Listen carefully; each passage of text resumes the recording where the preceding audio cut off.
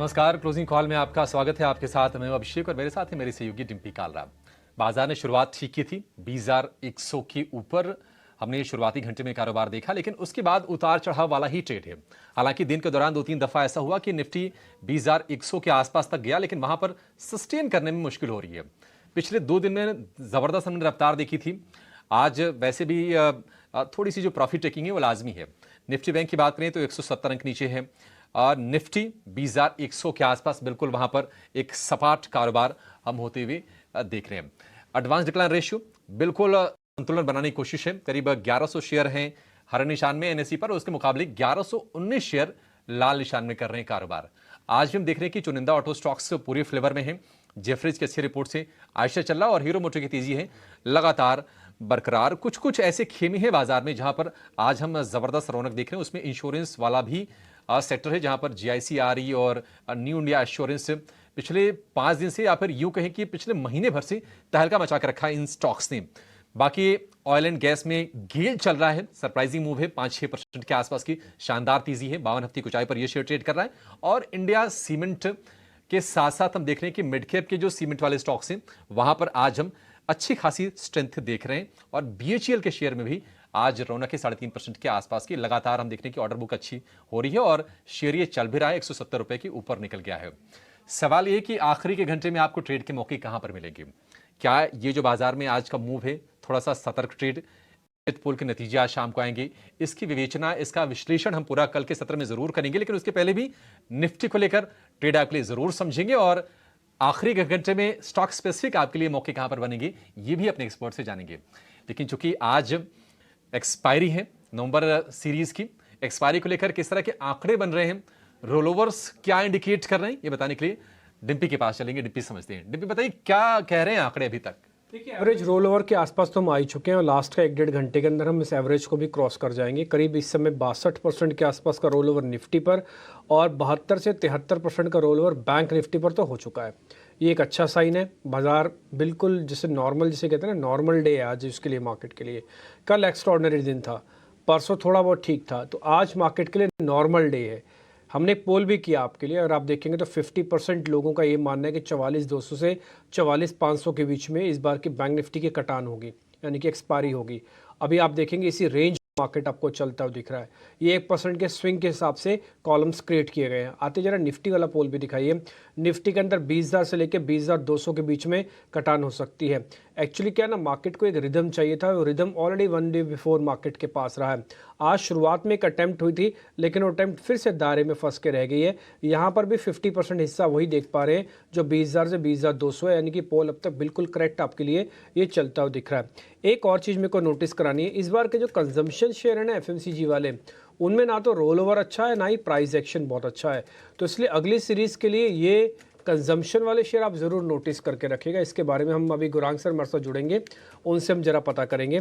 इसके अलावा जो अच्छा रोल ओवर हुआ है सेक्टर के हिसाब से, उसमें एनर्जी में हुआ है काफ़ी हद तक, ऑटोस में अच्छा हुआ है, और अगर मैं बोलूँगा तो फाइनेंशियल सेगमेंट में भी इस बार रोल ओवर अच्छा हुआ है। ये टिपिकली 2-4 सेगमेंट ऐसे जहाँ पे आपको रोल ओवर थोड़ा ज़्यादा अच्छा दिखेगा। एक और चीज़, अगर आप टोटल आप बैंक निफ्टी के, अच्छा ये एक और पॉइंट भी है, ये हमने पिछले 6 महीने में अब तक का कैसे कैसे रिटर्न रहा है वो हमने एक निकाल के रखा है, बैंक निफ्टी का भी और निफ्टी का भी। हमने ना दिसंबर के मंथ का भी डाटा निकाला है कि दिसंबर के मंथ में टिपिकली बाजार कैसे ट्रेड करता है पिछले 3 साल में। तो ये पता लगा पिछले 3 साल में, 20 के अंदर तो चलो ठीक है कोविड वाला मैटर था, उसको हम अलग तरीके से कैलकुलेट करेंगे, 7% का था। उसके बाद 21 में 2%, 22 में -3% है, अभी 23 का भी आएगा। हाँ, तो हम ये मान के चलते हैं कि 2 से 3% का स्विंग मिलेगा। जहाँ पर आप खड़े हुए हो, जिस जगह पर आप खड़े हो, करीब 20,000 के इंडाइसिस के ऊपर, हाँ, तो 20,000 में अगर हम सिर्फ 1% जोड़ें तो करीब 200 पॉइंट, 2% जोड़े तो 400 पॉइंट, तो 400 पॉइंट प्लस माइनस आप और करोगे, यानी 20,500 तक भी जा सकते हो और नीचे का रूम आपके लिए 19,800 तक के लिए भी खुला होगा। ये दिसंबर के एक्सपायरी का शुरुआती डाटा से ये समझ में आ सकता है। ठीक, अब आ जाते हैं जरा एडवांस डिक्लाइन रेशियो पे। अभिषेक ने ऑलरेडी उसको टच भी कर दिया है, लेकिन मैं बैंक निफ्टी एडवांस डिक्लाइन दिखाऊंगा ना, वो आपको थोड़ी ख़राब दिखेगी। बैंक निफ्टी एक्चुअली में थोड़ा ड्रैगर भी रहा है, उसने ज़रा ऊपर आने भी नहीं दिया मार्केट को, तो इसलिए बैंकिंग का रोल ओवर और बैंकिंग का आज का बिहेवियर ये दोनों ही उतने अच्छे नहीं हैं। एक और चीज़, शाम को जब एग्जिट पोल आएंगे ना, तो आप एक दिन का जोखिम मत लेके जाना। ऐसा नहीं है कि आपको कल कुछ बहुत धमाकेदार एकदम से ऐसा मूव आ जाएगा। हो सकता आए लेकिन आपका रिस्क भी बड़ा होगा। तो इसलिए आप अपने पोजीशंस को या तो हेज करके जाओ या तो काट के जाओ या इतनी कम लेके जाओ कि अगर कोई मूव आ भी जाए तो आपको फ़र्क ना पड़े, क्योंकि जीडीपी के नंबर और एग्जिट पोल का इम्पैक्ट वन डे के लिए होगा। मंडे से फिर से नई तरीके से बाजार रिएक्शन देगा। तो इसलिए एक दिन के लिए फंसना नहीं। आज बृहस्पतिवार है, सोमवार का में बीच में एक दिन का ये शुक्रवार फंस जाएगा आपके लिए। थोड़ा सावधानी से आप ट्रेड करेंगे तो काम बन जाएगा। मेहमान हमारे साथ जुड़ चुके हैं, ज़्यादा समय लेंगे नहीं, उनको अपने साथ कनेक्ट करते हैं। अभिषेक, बिल्कुल सही स्ट्रेटजी है। पोजीशन लाइट रखिए और वेट कर लें तो ज़्यादा बेहतर है, क्योंकि कल पूरी क्लैरिटी होगी। थोड़ा सा गैप अप गैप डाउन के रिस्क अपने होते हैं, गैप डाउन के भी रिस्क होते हैं, लेकिन बेहतर ये होगा कि आज हल्की पोजीशन के साथ कल आप जाइए बाजार में। अपने एक्सपर्ट्स को जोड़ लेते हैं और ये समझते हैं कि निफ्टी पर अभी क्या ट्रेड लेना है, स्टॉक्स में मौके कहाँ पर बन रहे हैं। हमारे साथ हैं नितेश पावस्कर हैं, नागराज शेट्टी हैं एचडीएफसी सिक्योरिटी से, और एमके ग्लोबल से कपिल शाह हैं। आप तीनों का बहुत शुक्रिया, स्वागत है टी9 स्वदेश पर। इसका अलावा गौरांग शाह भी हमारे साथ जुड़ गए हैं। आप सभी का बहुत शुक्रिया समय देने के लिए। शुरुआत नागराज आपसे करेंगे। 20,100 को 2-3 बार निफ्टी ने टच करने की कोशिश की, लेकिन वहां से रिवर्स हो गया। आज के लिए कम से कम ये लग रहा है कि वही स्तर रेजिस्टेंस है। तो ये बताइए कि आखिरी के घंटे में निफ्टी को अगर ट्रेड करना हो तो क्या बेहतर होगा कि 20,000 के बिल्कुल करीब अगर आ जाए तो एक 50-60 अंकों के लिए एक ट्रेड लिया जा सकता है क्या? जी हाँ, कल के ये शानदार अपसाइड मोमेंट के बाद निफ्टी अभी 20,115 के आसपास एक स्ट्रॉन्ग रेसिस्टेंस ले रहा है। एक्चुअली वो रेसिस्टेंस सेट सितंबर 2023 का जो एक डाउनसाइड गैप था, टॉप फॉर्मेशन के बाद, knew all time high formation के बाद इन सितंबर 23 के, उसके बाद में एक डाउनसाइड गैप फॉर्म होता है। वो गैप का एरिया अराउंड 20,115 के आसपास एक स्ट्रॉन्ग रेसिस्टेंस दे रहा है। मेरे ख्याल से एक आध 2 दिन का कंसोलिडेशन रहेगा। मार्केट में तेजी अभी भी बरकरार है, शानदार तेजी जारी है। आज का जो कंसोलिडेशन एक ब्रीदर मान सकते हैं अपसाइड ब्रेकआउट के बाद। जो कल का गैप, अपसाइड गैप अभी भी ओपन है, and long range bar candles जो कंसोलिडेशन या रेंज बाउंड एक्शन के बाद कहीं ना कहीं मार्केट में एक इंडिकेट कर रहा है कि मार्केट में अभी भी तेजी का माहौल है, और एक आध 2 दिन के ब्रेदर के बाद वापस जरूर रहेगी, चालू रहेगी अपसाइड। मेरे ख्याल से लॉन्ग ट्रेड ही लेना चाहिए। एक 30-40 पॉइंट का एक कंसोलिडेशन रह सकता है। अराउंड निचला सब में अराउंड 20,020 के आसपास सपोर्ट है, और एक बार 20,120 130 के आसपास एक बार ब्रेकआउट होता है तो मैं देख रहा हूँ ये निफ्टी एक न्यू ऑल टाइम हाई तरफ जा सकती है। अराउंड 20,350 के आसपास टारगेट रहेगा। ठीक है, निफ्टी को लेकर ये व्यू, लेकिन एक खबर आपकी स्क्रीन पर आ रही है कि रक्षा अधिग्रहण परिषद डीएसी, डिफेंस एक्विजिशन काउंसिल की बैठक खत्म हो गई है और 1.5 लाख करोड़ के रक्षा उपकरणों की खरीद को मंजूरी दी गई है। मोटी रकम है और सुबह इसकी हम चर्चा कर भी रहे थे, और कल हमने देखा था कि डिफेंस वाले स्टॉक्स सिलेक्टिव चल रहे थे।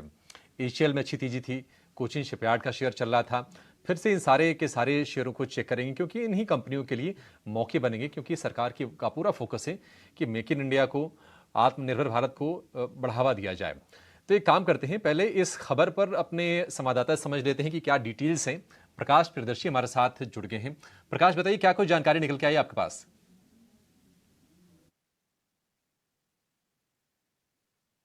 सेक्टर की बात करें, असल आज डिफेंस एक्विजिशन काउंसिल की एक अहम बैठक हुई, और उस बैठक में ये फैसला हुआ है, जैसे कि हमें जानकारी मिल रही है कि करीब 1.5 लाख करोड़ रुपए की लागत से जो डिफेंस इक्विपमेंट है उसकी खरीद होगी। और इम्पोर्टेंट फैक्टर इसमें यह है कि डोमेस्टिक कंपनी से इसकी खरीद की जाएगी।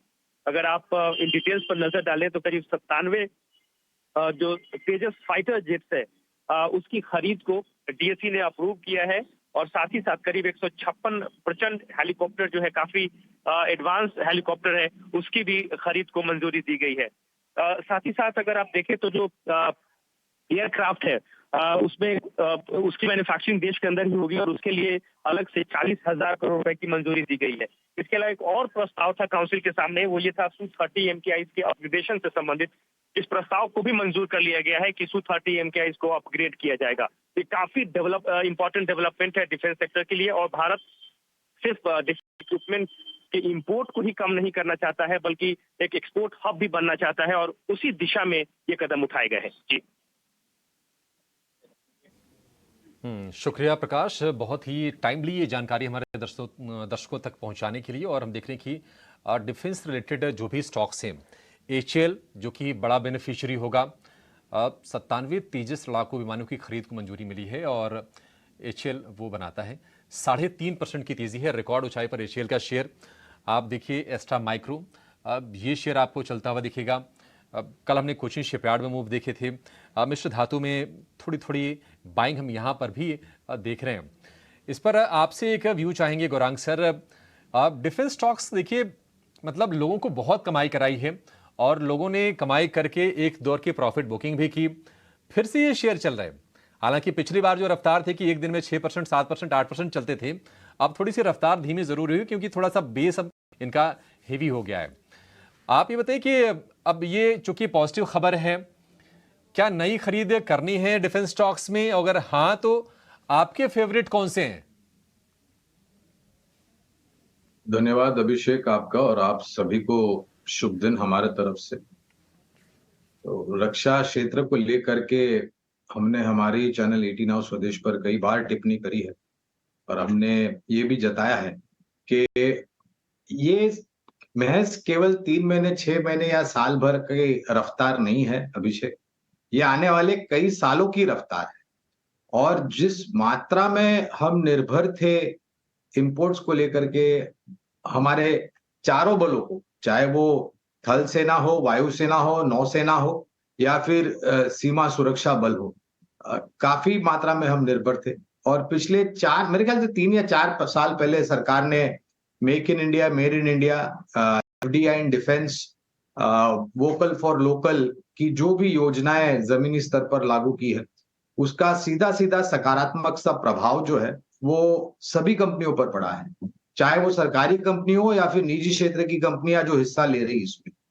तो एज ए डिस्क्लोजर, जब आईपीओ आया था अभिषेक, तब एचएएल यानी कि Hindustan Aeronautics Limited, Bharat Dynamics Limited, Mazagon Docks, Cochin Shipyard पर तो आज के तारीख में भी हमारी खरीदारी की राय है। बीईएल जैसी कंपनियां हैं, एलएनटी, भारत फोर्ज, निजी क्षेत्र की कंपनियां जो कि बहुत अहम भूमिका निभा रही हैं इस पूरी योजनाओं को लेकर के, और जो नई लिस्टेड एंटिटीज है जो सक्षम और मजबूत है। और ये सिर्फ 1 या 2 तिमाही या फिर 1 साल का नहीं है, जैसे मैंने बताया, ऑर्डर्स और भी आते रहेंगे। और ज्यादा से ज्यादा मेरे ख्याल से सकारात्मक सा रुझान आपको तब देखने मिलेगा जब बाकी विदेशी देशों से आपको ऑर्डर्स आते हुए देखेंगे इन सब कंपनियों के पास। तो हमें तो लग रहा है कि ये काफी अब बीएचईएल जैसी कंपनियां है, 2 दिन पहले कुछ खबरें आई थी, एक नाम जो अभी अभी याद आ रहा है मुझे। तो अभिषेक, मुझे लग रहा है कि अगर जब तक आपको रुपयों की जरूरत ना हो तब तक आपका निवेश इन सब कंपनियों में सुरक्षित निवेश लंबी अवधि के लिए है, तो आप बिल्कुल निश्चिंत होकर के अपना निवेश बना करके रखें। और मेरे ख्याल से आने वाले सालों में इसकी काया और कुंडली रक्षा क्षेत्र की और भी बदलेगी बेहतरी के लिए। यूज किया कि मतलब काया और कुंडली, भीम काया और हो जाएंगे, यहां से उम्मीद करके चलेंगे। तो अगर पैसों की जरूरत नहीं है तो बिल्कुल आपको प्रॉफिट टेकिंग नहीं करनी है, निवेशित रहिए और मोटे रिटर्न्स आपको इसमें मिलेंगे। अब फटाफट एक काम करते हैं, हमारे एक्सपर्ट जुड़े हुए हैं, उनसे ट्रेड समझ लेते हैं। आखिरी घंटे के लिए ऑलरेडी 2:45 के आसपास समय हो गया है। नागराज, शुरुआत आपसे करेंगे, बताइए आपके 2 शेयर कौन से हैं अभी के? हाँ अभिषेक, का मेरा 2 शेयर है। फर्स्ट हेल्थ केयर सेक्टर में अपोलो हॉस्पिटल और दूसरा वाला आईटी सेक्टर में कोफोर्ज। आप अपोलो हॉस्पिटल के चार्ट देखोगे, एक 2-3 हफ्तों से एक अच्छे खासा शानदार अपसाइड मोमेंटम दिखने को मिला है।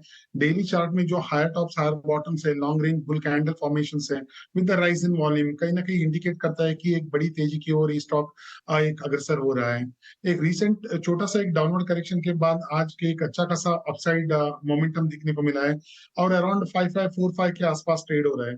इधर से मैं मानता हूँ कि अपसाइड ब्रेकआउट हो सकता है और अराउंड बाय कर सकते हैं रेंज में। उसका अपसाइड टारगेट रहेगा 5800 का और 5350 का एक स्टॉप लॉस रख सकते हैं। दूसरा मेरा स्टॉक है कोफोर्ज का। आईटी सेक्टर में अच्छा खासा उछाल दिखने को मिला है, बॉटम रिवर्सल फॉर्म होके एक शानदार एक तेजी देखने को मिली है। कोफोर्ज में भी एक शानदार तेजी कई दिन पहले देखने को मिला है। उसके बाद में थोड़ा कुछ कंसोलिडेशन में आया, ज्यादा कुछ गिरा नहीं है, नेगेटिव इम्पैक्ट कुछ ज्यादा नहीं है। और एक जो इमीडिएट सपोर्ट है 10 डे ईएमए का, उसका सपोर्ट लेके लास्ट 2 सेशन से एक अच्छा खासा बढ़त दिखने को मिला है। पैटर्न वाइज एक बुलिश फ्लैग पैटर्न की ब्रेकआउट जैसे इंडिकेट कर रहा है मेरे ख्याल से ये, और एक अच्छा खासा स्विंग हाई पे ट्रेड हो रहा है। ओवरऑल चार्ट पैटर्न पॉजिटिव है, अराउंड 5738 के आसपास ट्रेड हो रहे हैं, इधर से बाय कर सकते हैं अराउंड 5738 5740 के आसपास, और 6050 को उसका अपसाइड टारगेट रहेगा, और 5580 का स्टॉप लॉस रख सकते हैं। ठीक है, तो अपोलो हॉस्पिटल हो गया और दूसरा कफोर्ज हो गया। कफोर्ज ना इस बार अगली सीरीज़ के अंदर अच्छा जा रहा है। एक और एक्सपर्ट है जिन्होंने हमको 12 बजे में बताया था कि अगली सीरीज़ के जो सौदे लेके जाने चाहिए ना उसमें कफोर्ज भी रखना चाहिए। शायद मेरे को ध्यान आ जाता, कुणाल बोथरा के रिकमेंडेशन में शामिल था कफोर्ज। तो आज मिस्टर शेट्टी भी ये कह रहे हैं कफोर्ज ध्यान रखेगा। डॉक्टर रेड्डीज, अपोलो हॉस्पिटल, ये कुछ सेलेक्टिव एफ&ओ वाले शेयर्स हैं जो आपको फार्मास्यूटिकल्स के अंदर भी अच्छा साइन दे के जा रहे हैं सीरीज़ के हिसाब से। हाँ, कपिल भी हमारे साथ नितलेश पे हैं। नितलेश जी, आपके ट्रेडिंग कॉल्स कौन सी हैं? देखो, मुझे लग रहा है कि यहाँ पे डीएलएफ में एक अच्छा खासा अपॉर्चुनिटी बन रहा है सेल साइड का, क्योंकि आवरली चार्ट के ऊपर अगर हम लोग देखेंगे तो डबल टॉप फॉर्मेशन भी, आरएसआई नेगेटिव डाइवर्जेंस भी क्लियरली विजिबल है। तो यहाँ पे हम लोग बिकवाली करके चलेंगे। 625 के आसपास भी रेट चल रहा है। 638 rupees at least stop loss maintain करेंगे। नीचे में हम लोग टारगेट की प्लान करेंगे तो 600 ब्रेक डाउन होने के बाद 580 तक ये स्टॉक फिसल सकता है। एक डीएलएफ है, दूसरा शेयर कौन सा है? सर, मैं लाइट जाना पसंद करूंगा। आगे इवेंट है तो पोजीशन साइजिंग हम लोग कम मेंटेन करें। क्लाइंट को भी वैसे ही राय दिए तो एक ही ट्रेड के साथ में जाना पसंद। दो राय नहीं है कि आप लाइट होना भी चाहिए, होना भी चाहिए। मैं तो खुद ही बोल रहा हूँ स्टार्टिंग में कि आप फंसना नहीं, आप ज़्यादा पोजीशंस लेके मत जाओ। उल्टा मैं तो ये बोल रहा हूँ कि जिनके पास अच्छे पोजीशंस बनी हुई हैं, अगर हल्का करना है तो हल्का भी कर लो आप। आपने एक ही शेयर दिया डीएलएफ। ये एक्चुअली आज की जो कैंडल है वो ज़्यादा इंटरेस्टिंग है। मैं आपके साथ थोड़ा जा सकता हूँ कि इसमें प्रॉफिट बुकिंग आएगी, और कोई बड़ी बात नहीं है कि ये 20-25 रुपये और टूट जाए।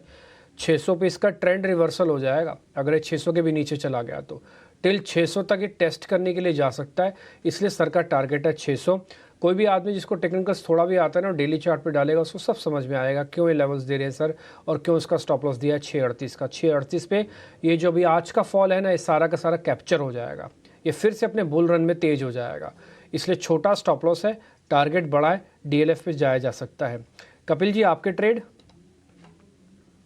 जी, गुड आफ्टरनून एवरीवन। तो सबसे पहले हम देख रहे हैं कि जो फाइनेंशियल सर्विस में एनबीएफसीज में जो हमें पेन देखने मिला था, तो उसमें जो फंड फ्लो है वो कहाँ ना कहाँ पे इंश्योरेंस सेक्टर की ओर हमें देखने मिला हुआ है। काफी सारे इंश्योरेंस स्टॉक्स आज अच्छे, whether it is in life insurance या फिर नॉन लाइफ इंश्योरेंस की कंपनी से सारे के सारे में काफी एक अच्छा अट्रैक्शन देखने मिल रहा है। वहां पे मेरा एक चॉइस बनता है आईसीआईसीआई जीआई का।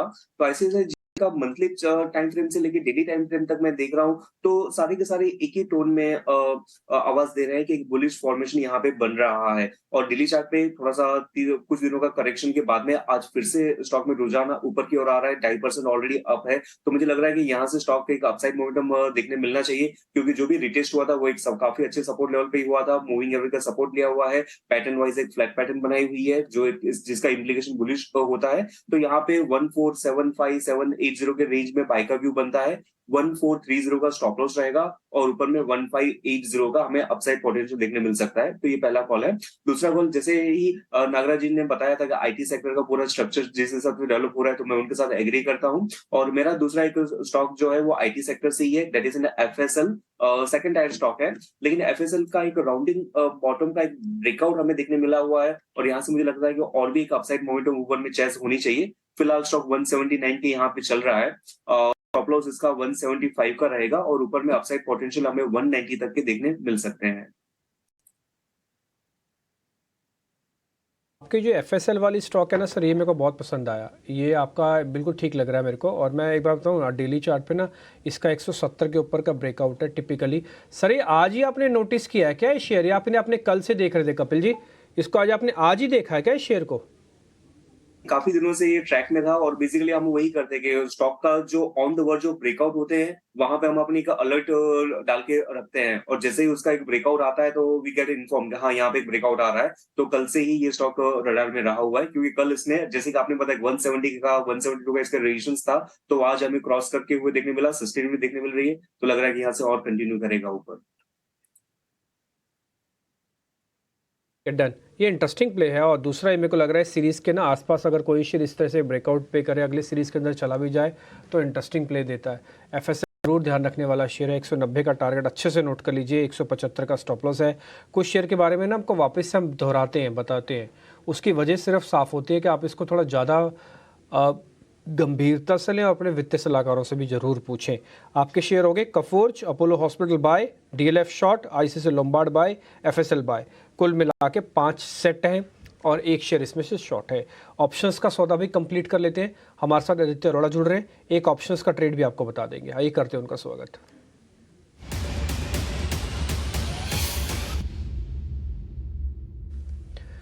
बताइए आदित्य जी, कौन सा ऑप्शंस दे रहे हैं?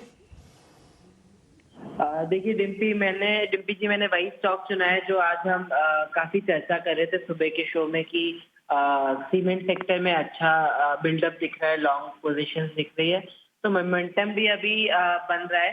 तो स्टॉक है अल्ट्राटेक सीमेंट। इसमें बुलिश स्ट्रैटेजी हम करेंगे, दिसंबर कॉन्ट्रैक्ट में हम काम करेंगे। 9,000 का कॉल बाय करेंगे 234 में और 9,500 का कॉल सेल करेंगे 72 में। इसमें मैक्सिमम लॉस पोटेंशियल है 16,220 और मैक्सिमम प्रॉफिट पोटेंशियल है 33,780। तो बुलिश स्ट्रैटेजी है, स्टॉक ऊपर जाएगा तो ऐसा बनेगा। बुल स्प्रेड है, आपके स्क्रीन पर हमने नोटिस करा दिया। सर ये कॉल खरीदने उसका रेट क्या है? 234 ही है, पक्का है ना? 234 का रेट है। ये बहुत फर्क आ रहा है 9,000 रुपये। ये 500 के कॉल में एकदम से प्राइस डिप आ रहा है। 250 वाला सीधा 72 रुपये का मिलेगा स्ट्राइक। 234 ही था जब मैंने चेक किया था। अभी प्राइसेस ऊपर नीचे हो गया तो मैंने अभी देखा नहीं है, बट प्राइस तो वही था। कितनी देर पहले आपने देखा था? आपने कोई बता। अच्छा 9,000 की स्ट्राइक एक बार हम ही देखते हैं जरा। एक बार दिखाना जरा, 9,000 की कॉल दिखाओ आप। ये दिसंबर वाली फायर करना, अगर आपके पास रेट आ पाए लाइव तो आप फायर करना। सर आपने कितनी देर पहले देखा था? 235 ही है 9,000 का कॉल। ठीक है, हाँ 235। ठीक है। 235 की कॉल है, ये आपको प्लस करनी है। इसका लॉट साइज थोड़ा चेक करके रखना आप। और 33,000 तक का सौदा है, 16,000 तक का लॉस भी कैलकुलेट होगा। 72 रुपये की आपको एक कॉल बेचनी भी है। डिफरेंस ज़्यादा है, यही डिफरेंस आपके काम का है। इसको बुल स्प्रेड कहते हैं। और जहाँ पे खड़े हो वहाँ की कॉल प्लस करो और जहाँ तक जाएगा वहाँ की कॉल बेच दो। 72 रुपये भी आपके और 234 रुपये का जो गेन होगा वो भी आपका। कुल मिला के 33,780 रुपये बनते। Calculation with the lot. ये दिसंबर की एक स्ट्राइक आपके सामने है। आदित्य बहुत शुक्रिया, थैंक यू वेरी मच ये बताने के लिए। ट्रेंडिंग स्टॉक्स की ऑप्शन ही पकड़नी चाहिए। नॉन ट्रेंडिंग स्टॉक्स की ऑप्शन पकड़ेंगे ना तो शेयर चल जाएगा, आपकी कॉल नहीं चलेगी, क्योंकि वो कुछ दिनों के बाद होगा। तो इसलिए ट्रेंडिंग स्टॉक्स की कॉल पकड़ना है, तो पहला नियम है। खैर इटिना स्वदेश सभी भारतवासियों को बढ़ते भारत के साथ आगे बढ़ाने में मदद भी कर रहा है। इसके लिए सुंदरम म्यूचुअल फंड्स के साथ निवेश डे लॉन्च करने जा रहे हैं। ये मुहिम के सभी लोगों को अनुशासित तरीके से लगातार अपने पर्सनल फाइनेंस पोर्टफोलियो को बेहतर बनाने में मदद करेगी। इटिना स्वदेश और सुंदर म्यूचुअल फंड्स के साथ जुड़िए और सीखिए कि कैसे म्यूचुअल फंड्स में एसआईपी करके अपने वित्तीय भविष्य को आप मजबूर कर सकते हैं। 5 दिसंबर को इटिना स्वदेश पर देखिए निवेश डे। एक छोटा सा ब्रेक, लौट रहे हैं। क्लोजिंग कॉल में आपका फिर से स्वागत है। बाजार में हम देखने की उतार चढ़ाव बरकरार है और निफ्टी इस वक्त 20,125 के आसपास ट्रेड कर रहे हैं, यानी कि दिन की ऊपरी स्तरों के आसपास 27-28 अंकों के आसपास हल्के से गेन से। निफ्टी बैंक थोड़ा रिकवर हुआ है, लेकिन अभी भी करीब 170 अंक नीचे है, क्योंकि जो बड़े बैंक से वहां से सपोर्ट निकल के नहीं आ रहा है। HDFC bank, ICICI bank, SBI जो कि निफ्टी में बैंक निफ्टी में ठीक ठाक वेटेज रखते हैं, सबसे ज़्यादा इनफैक्ट इन्हीं का वेटेज है, ये आज कमजोरी के साथ ट्रेड कर रहे हैं। कल का सत्र अच्छा गुजरा था। और अगर हम निफ्टी की बात करें तो अगर रिलायंस अगर आज सपोर्ट देता है तो शायद रफ्तार और अच्छी होती, लेकिन रिलायंस है तकरीबन 1% की कमजोरी के साथ ट्रेड कर रहा है। एक शेयर इस पर हम व्यू लेंगे अपने एक्सपर्ट से। कपिल, आप जरा गेल को चेक कीजिए। 135 रुपए के आसपास के भाव हो गए हैं, 5.5% ये शेयर ऊपर है, 52 हफ्ते की ऊंचाई पर है। यहां से आप तेजी देख रहे हैं क्या, और क्या रेकमेंड करेंगे, खरीदना है इसको? BHL के लिए काफी अच्छी मोमेंटम आ गई है। इस हफ्ते में 12% ऑलरेडी चल गया है। बुलिश मोमेंटम में तो है ही स्टॉक, लेकिन रिस्क रिवॉर्ड रेशियो देखने जाए तो हाथ में से थोड़ा फिसल गया है। मेरा अभी भी इसमें पॉजिटिव व्यू बनेगा, तो थोड़ा सा डिक्लाइनिंग मोमेंटम आता है तो हम बाय कर सकते हैं। और ऊपर में इसके जो पोजिशनल में टारगेट या फिर upside potential in medium term दिखता हूँ, वो कहाँ ना कहाँ पे 193 से 195 के तक आती है। तो थोड़ा सा कूल ऑफ हो जाए उसके बाद में एंटर कर सकते हैं 195 के टारगेट के साथ। 195 तो ये बीएचईएल के लिए टारगेट होगा। कपिल, गेल का टारगेट क्या होगा? ओके गेल बेसिकली ऑल टाइम हाई के यहाँ पे चल रहा है, और जो इसके प्रीवियस हाई लेवल बने थे 117 118 क्या वो यहाँ पे अभी थोड़ा सा क्रॉस करते आ रहा है, तो एक पॉजिटिव मोमेंटम तो है। स्टॉक ऑलरेडी 5% चल गया, और ये सारे स्टॉक्स है वो इनमें बैक टू बैक मोमेंटम नहीं होती है। स्टॉक एक दिन की अच्छी मोमेंटम होती है, बाद में एक दिन का पॉज आता है, तो उसके बाद में उसमें ऊपर का मूव देखने मिलता है। स्टॉक का स्ट्रक्चर काफी अच्छा हो गया है, 132 के लेवल पे चल रहा है। मैं मानता हूँ कि स्टॉक थोड़ा सा नीचे में रिट्रेसमेंट आ जाए 128 129 के यहाँ पे, तब जाके यहाँ पे एक बाय का व्यू हमारा बनेगा, और इसके स्टॉप लॉस कुछ 124 के बाद में रहेंगे, और ऊपर में कहां ना कहां पे 142 से 145 की अपसाइड पोटेंशियल हमें देखने मिल सकती है। तो 130 के लेवल के यहाँ पे हम इस पे बाय का व्यू बना सकते हैं। 140 145 तक के स्तर आपको गेल की शेयर में देखने को मिलेंगे। थोड़ा सा स्लो मूवर है, लेकिन आज रफ्तार बहुत ही शानदार है, 5% ऊपर ये शेयर ट्रेड कर रहा है। लेकिन एक अच्छी खबर आ रही है रेल यात्रियों के लिए। अब जल्द ही रेलवे में आपको कंफर्म टिकट मिलेगा, और ईटीनो स्वदेश को सूत्रों के हवाले से जानकारी मिली है कि रेलवे आर्टिफिशियल इंटेलिजेंस का इस्तेमाल करेगी टिकट बुकिंग के लिए, और इसके जरिए न सिर्फ आईआरसीटीसी की रेवेन्यू बढ़ेगी बल्कि टिकट बुकिंग की रफ्तार भी बढ़ जाएगी। ज्यादा जानकारी के साथ हमारे सहयोगी समीर दीक्षित जुड़ गए हैं। समीर, निश्चित तौर पर शेयर धारकों के लिए भी और रेल यात्रियों के लिए भी, दोनों के लिए अच्छी खबर है, बताइए अपडेट्स क्या हैं?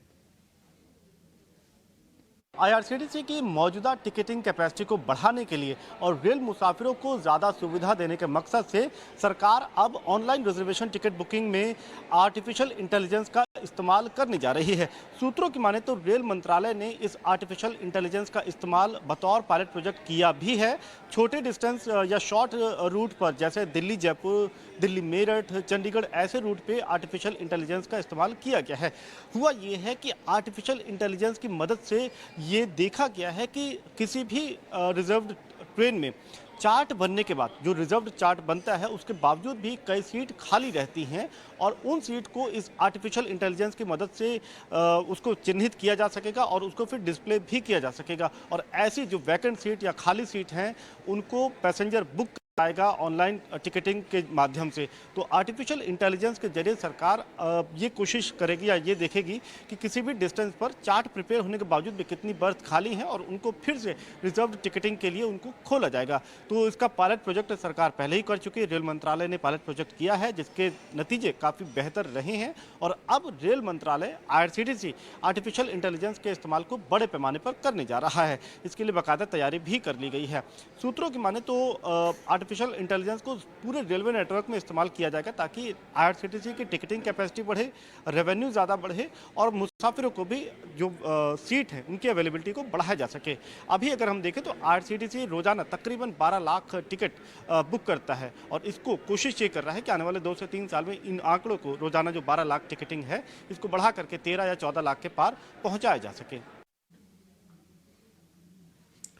ठीक है, शुक्रिया समीर। तो निश्चित तौर पर राहत की खबर है, क्योंकि ये बड़ी मुश्किल है। जो भी रेल से यात्रा करते हैं तो टिकट कंफर्म होगा नहीं होगा, बुकिंग मिलेगी नहीं मिलेगी, कम से कम ये उलझन कुछ हद तक अगले कुछ सालों में दूर हो जाएगी, क्योंकि चार्ट बनने के बाद भी कहाँ कहाँ पे सीटें खाली हैं वो आर्टिफिशियल इंटेलिजेंस की मदद से पता चल जाएंगी और आप उनको बुक कर पाएंगे, और इससे आईआरसीटीसी को रेवेन्यू बढ़ाने में भी मदद मिलेगी। गौरांग सर, निश्चित तौर पर अच्छी खबर, आपसे जानना चाहेंगे, आपने हाल फिलहाल कोई ट्रेन यात्रा की है क्या? और जरा आईआरसीटीसी के शेयर पर व्यू भी दीजिएगा अपना, 700 रुपए के ऊपर का है ये। यात्रा भी की है, और अगले हफ्ते फिर से यात्रा करेंगे हम वंदे भारत से, तो और वापस लौटेंगे मुंबई भी ट्रेन से। तो जब भी मौका मिलता है तो हम ट्रेन की मुसाफरी का जो लुत्फ है वो कभी भी खोते नहीं है। भले सुविधाएं हवाई उपलब्ध हो, लेकिन भारतीय रेल से मुसाफरी करना ही अपने आप में इतना रोमांचक है कि बार बार मन करता है। तो बिल्कुल की है, और ये जो एआई टेक्नोलॉजी का इस्तेमाल करेंगे, मेरे ख्याल से इससे बहुत सारी सुविधाएं जो है वो सुधर जाएगी, पहली बात। दूसरी बात, जो खाली ट्रेनें जाती है या फिर अनरिजर्व्ड यात्रियां चढ़ जाते हैं वो कम हो जाएंगे। आय जो है आईआरसीटीसी की वो बढ़ेगी, भारतीय रेल के लिए भी बढ़ेगी। और आईआरसीटीसी केवल मात्र टिकटें बुक नहीं करती है भारतीय रेल के लिए, बहुत सारे अन्य काम है जो ये सेवाएं उपलब्ध कराती है भारतीय रेल को। और ये भी एक ऐसी सरकारी कंपनी है अभिषेक, जिसने एक अपने आप में इतिहास बनाया था। जब आईपीओ आया था मेरे ख्याल से 175 के आसपास था, अगर मेरी याददाश्त सही है तो। शानदार लिस्टिंग हुई, 3000 के ऊपर गया, और फिर कॉर्पोरेट डेवलपमेंट हुई, ये करेक्ट हुआ, प्राइस एडजस्ट हुई। तो आईआरसीटी पर भी अभिषेक जब आईपीओ आया था तब खरीदारी की राय थी। और हमारा ये मानना है कि ये जो कुल मिलाकर के मेरे ख्याल से करीबन 400 वंदे भारत ट्रेन चलाने की बात करी थी भारत सरकार ने और रेल मंत्रालय ने। तो जब इतनी मात्रा में ट्रेनें बढ़ेगी और गति बढ़ेगी तो जाहिर है आईआरसीटीसी जैसी बाकी अन्य जो कंपनियां भारतीय रेल से जुड़ी है उनको भी फायदा होगा। निश्चित तौर पर तमाम कंपनीज को फायदा होगा जो रेलवे से जुड़ी है, लेकिन देश के इंफ्रास्टोरी से जुड़ी हुई कंपनी है एनबीसीसी, सरकारी कंपनी है। वहां पर आज हम देख रहे हैं कि बहुत अच्छे मूव से, मतलब अब ये दिन की ऊंचाई पर ट्रेड कर रहा है और 52 हफ्ते के नए शिखर पर आज शेयर ये पहुंच गया एनबीसीसी का। कपिल, एनबीसीसी चेक कीजिए, 76 रुपए का भाव आज इसने टच किया, उस पर ही फिलहाल ये ट्रेड भी कर रहा है। यहां से भी लॉन्ग करना चाहिए या फिर थोड़ा सा मौका चूक गए, थोड़ा ज्यादा चल गया अब ये?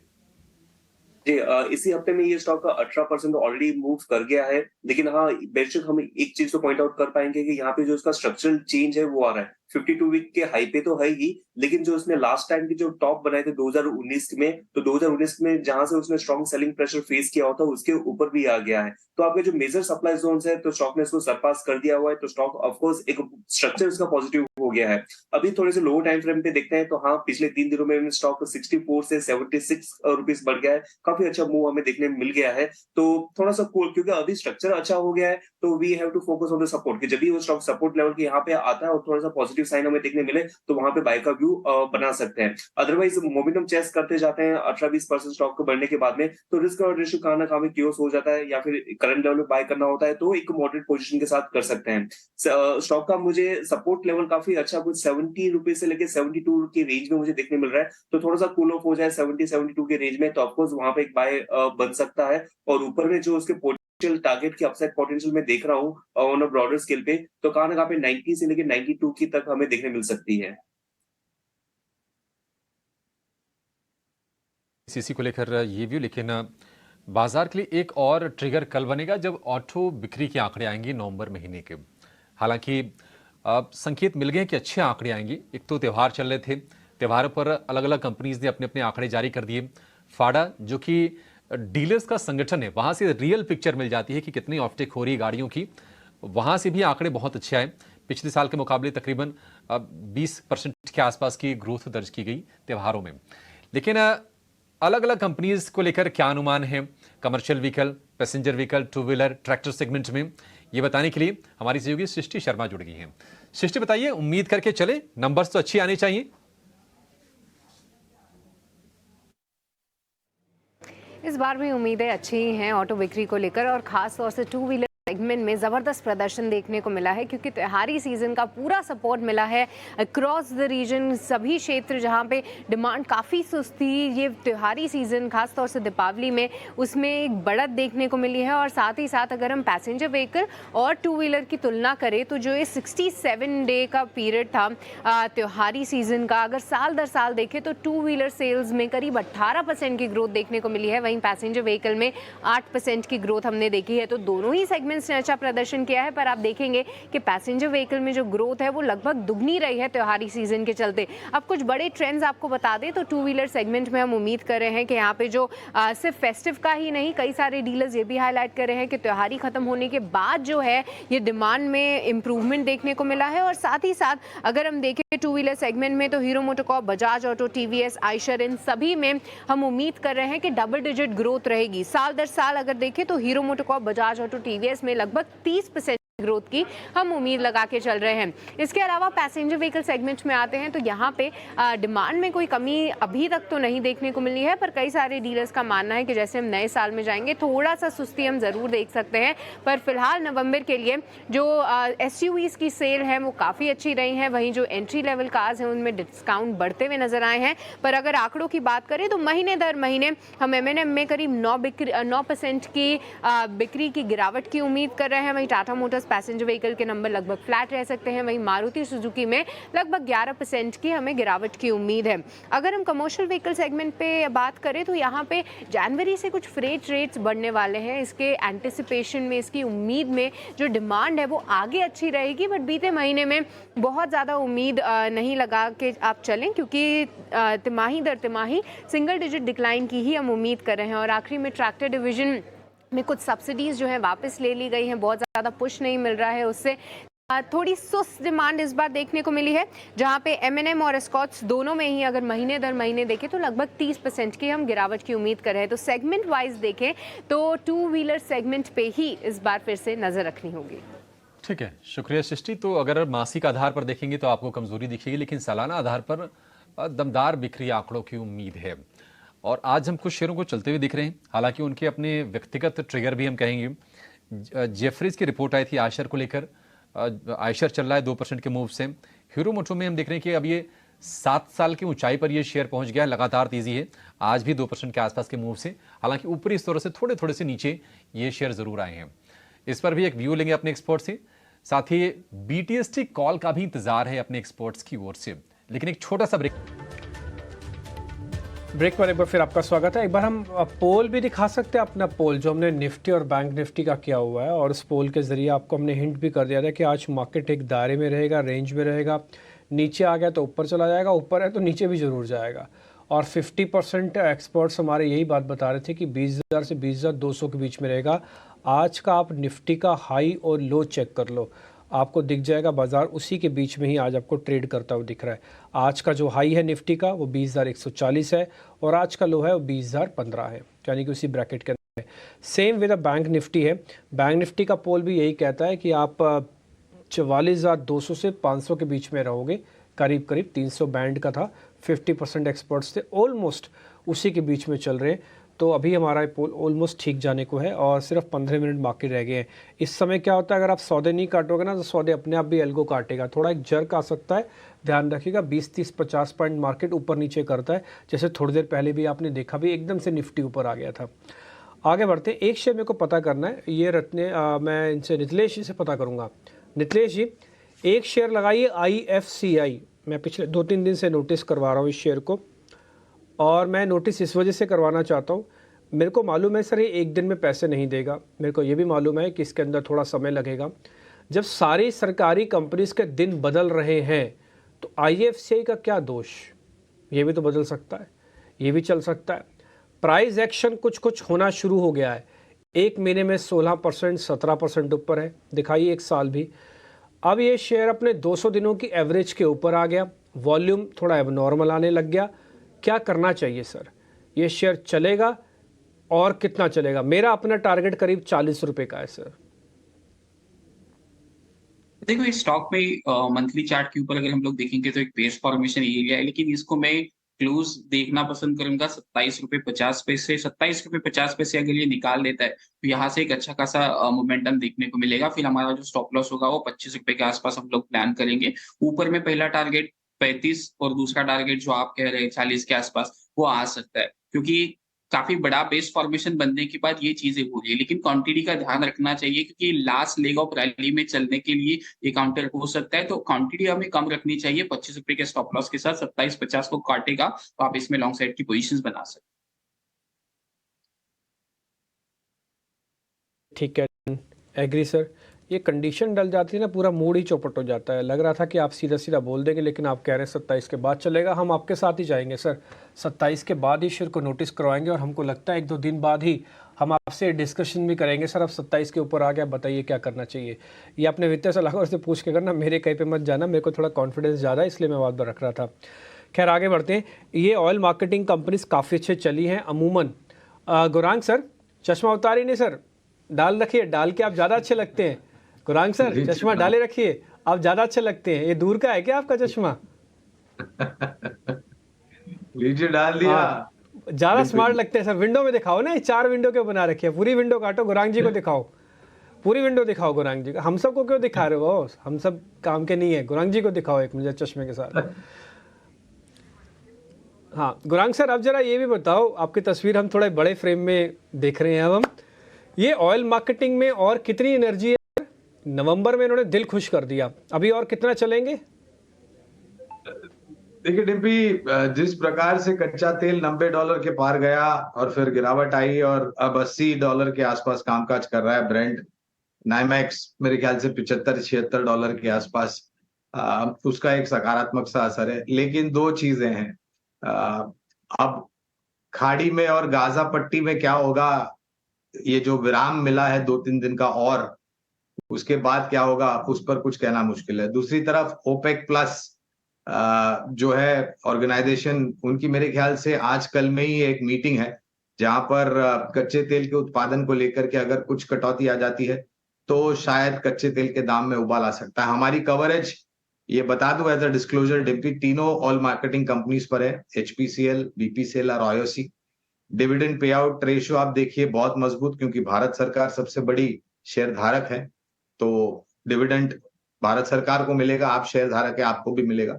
लेकिन बहुत बड़ा परिवर्तन मेरे ख्याल से अगले साल अगर निर्णायक तरीके से सरकार फिर से चुन के आती है, उसके पश्चात आपको आते हुए दिखेगा। और वो जो विनिवेश की प्रक्रिया थोड़ी थम सी गई है, वहां पर भी अगर गति पकड़ती है तो मेरे ख्याल से और थोड़ा बहुत मजबूती आपको ऊपर की तरफ दिखाई देगा। कहने का तात्पर्य ये है कि बहुत ही छोटी अवधि में बहुत बेहतरीन रिटर्न मिले ऐसा अनुमान आप मत लगाइए, लेकिन हाँ, निवेश लंबी अवधि के लिए आप बिल्कुल कर सकते हैं तीनों ही ऑयल मार्केटिंग कंपनीज पर। डन सर, एग्री, बिल्कुल एग्री हैं। अच्छा, एक और शेयर भी है मेरी लिस्ट में, मैं जरा वो पता कर लो, पीवीआर आयनॉक्स। मैं सुबह से इसको देख रहा हूँ डेली चार्ट पे, मेरे को तो ठीक लगा।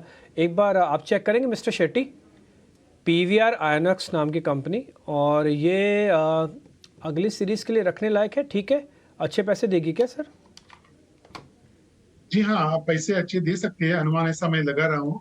और चार्टिकली एक अच्छा पैटर्न बन रहा है, रेंज बाउंड एक्शन के बाद रेंज अपसाइड ब्रेकआउट देने की कोशिश कर रहा है। मेरे ख्याल से 1720 1730 के ऊपर ये डिसिसिवली ट्रेड होता है, और मुझे लगता है कि ऊपर के जो नेक्स्ट रेसिस्टेंस है 1800 के आसपास एक जा सकता है।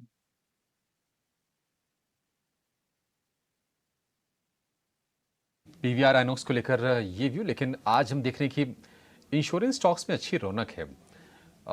आप लाइफ इंश्योरेंस वाले शेयरों को देखिए, एसबीआई लाइफ, एचडीएफसी लाइफ, वहाँ पर आपको तेज़ी दिखेगी। आईसीसी लोम्बार्ड में तेज़ी है।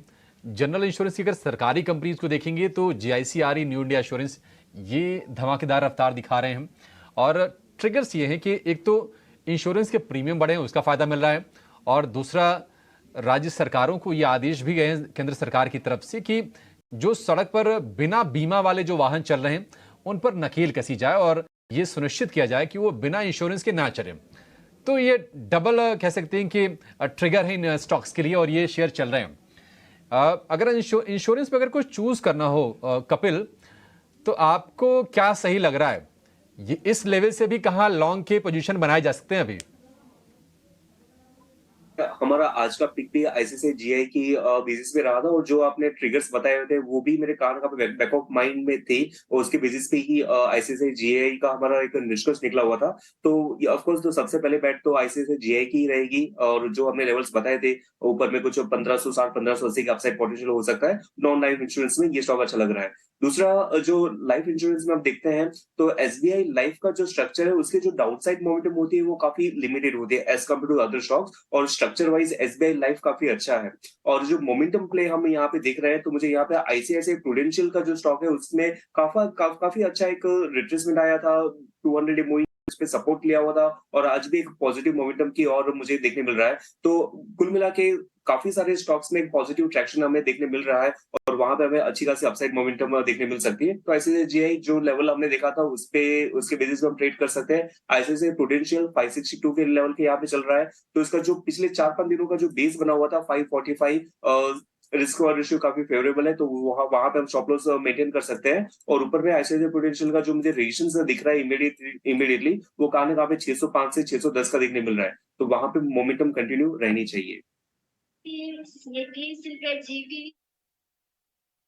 कई बार ना मार्केट के अंदर होता क्या है ना कि या तो प्राइस एक्शन या तो खबर का एक्शन इतना जोरदार होता है कि वो शेयर एक दिन नहीं चलते बल्कि कई दिन तक नॉन स्टॉप लगातार चलते हैं। मैं ये इंश्योरेंस के खासकर ये जो न्यू इंडिया इंश्योरेंस है या आईसीआईसीआई लोम्बार्ड है जो कि नॉन लाइफ इंश्योरेंस की कैटेगरी में है, उसका बहुत बड़ा क्रेडिट मैं अपने रिपोर्टर को भी दूंगा, अनुराग शाह को। उन्होंने टाइमली हमको ये बात बताया कि सरकार इस चीज़ पर विचार कर रही है कि जिनकी गाड़ियों का इंश्योरेंस नहीं है बाकायदा उनकी मैपिंग की जाए और हर स्टेट के सेक्रेटरीज को एक चिट्ठी पहुंचाई जाए कि देखिए अपनी अपनी मैपिंग करवाओ और उनकी इंश्योरेंस करवाओ। ऐसे नहीं होगा। उन्होंने ये भी हमको बताया था कि इससे फ़ायदा ये होगा कि सरकार को रेवेन्यू आ जाएगा, क्योंकि जब बीमा होगा तो उसमें जीएसटी कैलकुलेट होता है। सरकार का एक सोशल कोज पूरा हो जाएगा कि देखो बीमा के बिना गाड़ियाँ नहीं चलेंगी, और हम सबका भला हो जाएगा कि ठीक है बीमा हो जाएगा, खुदा ना खास्ता कभी कोई गड़बड़ हो तो आप सेफ रहें इसमें। तो सर्वजन हिताय सर्वजन सुखाय के हिसाब से ये बीमा कंपनीज पे हमारे रिपोर्टर ने आपको पूरी पड़ताल करके बताई थी। आप एक महीने का चार्ट उठा के देख लीजिए, और आप एक महीने की बजाय ना ये 15-15 दिनों का भी आप दिखाएंगे ना तो आपको और पता लगेगा कि ये जो 83% है ना, इसमें से 15% मतलब 15 दिनों में तो मेजोरिटी हिस्सा चला है न्यू इंडिया इंश्योरेंस का और आईसीआईसीआई लोम्बार्ड का। ये 7 डेज देखिए 64%। अब 83 में 64% तो सिर्फ एक हफ्ते में चला, और एक हफ्ता 10 दिन पुरानी खबर थी जो कि अनुराग शाह ने आपको दी थी। तो ईटी नाउ स्वदेश को इसलिए हम कहते हैं थोड़ा लाजमी है देखना, क्योंकि यहाँ पे खबर ना केवल सबसे पहले बताई जाती है बल्कि उस खबर का पूरा एंगल, पूरा निचोड़। ये एक्सपर्ट इसलिए तो बैठे हैं, ये 5-5 एक्सपर्ट जो आपको गाइड कर रहे हैं इसी चीज़ के लिए ही कर रहे हैं। तो इसलिए ईटी नाउ स्वदेश को लाजमी देखिए। ये तो सिर्फ एक छोटा सा उदाहरण है, ऐसी 10 खबरें और हैं जो ईटी नाउ स्वदेश ने आपके लिए ब्रेक की हैं, और उम्मीद करते हैं इसका फ़ायदा आपको अच्छे से मिला भी होगा और आगे भी मिलेगा। तो आज इस तरह के खबरों के साथ ही हम मार्केट को क्लोज करने की तैयारी करने वाली जगह पर भी पहुंच गए हैं। करीब 3 मिनट के बाद मार्केट क्लोज करेगा। अभिषेक को बीटीएसटी पता करना है आपको? डिम्पी समय अब इजाजत तो नहीं दे रहा है और लगता भी नहीं, क्योंकि आज शाम को एग्जिट पोल आ जाएंगे तो उसके बाद ही अब कुछ बाजार में होगा। ना करो बीटीएसटी, सिर्फ एग्जिट करो। नो बीटीएसटी नो एसटीबीटी, सिर्फ एग्जिट। एग्जिट का मतलब एग्जिट पोल। और एक और चीज, हम आपके लिए ना केवल सिर्फ पॉलिटिकल जगत की खबरें रखेंगे आपके सामने, बल्कि चुनावों का बाजार से जुड़ा हुआ एंगल, वो सब भी हम लेके आने की पूरी कोशिश करेंगे। आज का लेखा जोखा यानी कि on the day of expiry हमारा पोल सुपर हिट हुआ। उसने बताया कि आपको कहां से कहां तक की रेंज होगी। निफ्टी भी ठीक हुआ। मेरे एक सहयोगी अरविंद सोलंकी जी, उन्होंने मेरे को 3-4 बार फ़ोन करके बोला कि आपका पोल पहले अच्छा जाता था, पिछली बार डगमगा गया। तो आप इसको थोड़ा कीजिए। आज मेरे ऊपर मेंटली प्रेशर बहुत था जब मैं इस पोल को बना रहा था।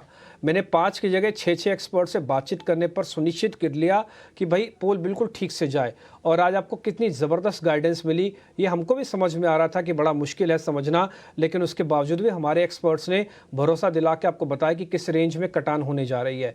20,000 से 20,200 50% लोगों ने कहा सुपर हिट। 44,200 से 44,500 के बीच में कहा 50% लोगों ने सुपर हिट। तो पोल बिल्कुल सटीक बैठा और मेरे ऊपर भी थोड़ा तनाव कम हुआ। अब हम जरा क्लोजिंग की तरफ बढ़ जाते हैं और आज की जरा क्लोजिंग आपके सामने चेक करवाते हैं। आज मार्केट के अंदर जहां पे आज पोजीशंस अच्छी बनी है, मैं यह बोलूँगा जो उन्होंने आज ठीक क्लोज किया है, उसमें काफ़ी हद तक फिर से उन्हीं शेयर्स का नाम आ रहा है जिन पे दारोमदार था कि ये थोड़ा चल जाएंगे और मार्केट को हेल्प भी करेंगे। उस कैटेगरी में आप देखें एक्सिस बैंक, एल&टी। सुबह हमने आपको नोटिस करा था कि L&T on the day of expiry जिस दिन पहली बार टिक अच्छा दे देना तो दिन भर वो मेंटेन रखता है अपने आप को। दूसरा अल्ट्राटेक सीमेंट, रोल ओवर अच्छा। HUL ये ठीक है। सन फार्मा, M&M, टाइटन, ये कुछ एक बड़े शेयर्स हैं जिन्होंने आज मार्केट की काफ़ी हेल्प की है। और अगर आप कमज़ोरी वाली कैटेगरी में बात करेंगे तो आज रिलायंस और मेरा थोड़ा भरोसा फिर से IT कंपनीज़ पर डगमगा गया। आज IT कंपनीज़ ने फिर से थोड़ा सा निराश किया। इन्फोसिस, TCS चल जाते, आज रंगत ही कुछ और होती। लेकिन इस चीज़ का ध्यान रखिएगा 20,000 आपकी नई छावनी, नई पोस्ट बन चुकी है। 20,200 और यार 222 ऑल टाइम हाई है, तो आप बहुत दूर नहीं हैं। अगर सब कुछ ठीक रहा, एग्जिट पोल ठीक रहे, GDP के नंबर ठीक रहे, तो सब कुछ मिला के ही हम कह सकते हैं कि आगे चल के आपको इसका बड़ा बेनिफिट मिल सकता है। आप ऑल टाइम हाई पे भी आ सकते हो। तो कन्विक्शन खोइएगा नहीं, बल्कि पाके रखिए। सबसे बेहतरीन तरीका ट्रेलिंग स्टॉप लॉस का है। आज एडवांस डिक्लाइन जो अपनी आप स्क्रीन पर देख पा रहे हैं ना, ये भी इंडिकेट यही कर रहा है कि बाजार को इतने स्ट्रॉन्ग मूवमेंट के बाद सरेंडर नहीं करा, बल्कि बाजार ने अपने आप को रोका और आज निचले स्तरों से भी थोड़ा बहुत रिकवर किया। तो आज सुबह हम इतने ही पॉइंट्स पे करीब खुले थे, 30-35 पॉइंट पे, उतने ही पॉइंट्स पे हम क्लोज भी कर रहे हैं। गुरान सर बहुत बहुत शुक्रिया, थैंक यू वेरी मच, आज आपने समय निकाला और आप चश्मे में अच्छा लगते हैं सर, आप चश्मा डाल के रखा कीजिए, बहुत स्मार्ट लगते हैं। कपिल जी बहुत बहुत शुक्रिया, थैंक यू वेरी मच, आपने भी आज समय निकाला, अच्छे से बातचीत हुई आपसे भी। मिस्टर शेट्टी आपका बहुत बहुत शुक्रिया, थैंक यू वेरी मच, आज आपने समय निकाला। और मिथिलेश जी आपका भी बहुत बहुत शुक्रिया, थैंक यू वेरी मच, आपने टाइम निकाल के हमको बताया। IFCI सर मेरे को याद रहेगा आपका 27 वाला पॉइंट, जैसे 27 आएगा मैं आपको व्हाट्सअप करूंगा सर निजी तौर पर कि सर 27.5 आ गया। बहुत बहुत शुक्रिया, थैंक यू वेरी मच, आज आपने समय निकाल के हमारे लिए टाइम निकाला।